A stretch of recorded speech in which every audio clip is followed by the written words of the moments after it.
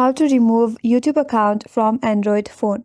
Hi everyone, this is Kate and welcome back to another video, and on today's video we will see how we can remove YouTube account from Android phone. So without further delay, let's get started. First of all, launch your YouTube application in your mobile device. So if you are already logged into your account and if you want to log out or sign out, here is how you can do it. So for that, tap on your profile icon from the bottom right corner on your home page.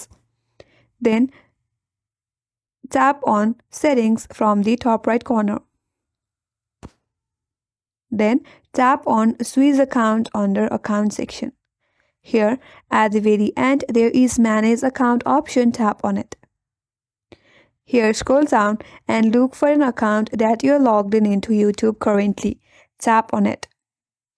After you have tapped on your account, there you will find remove account button. Tap on remove account.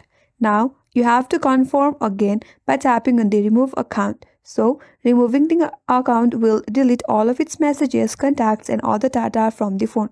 So in order to sign out, simply tap on remove account and you will be logged out from YouTube on your account.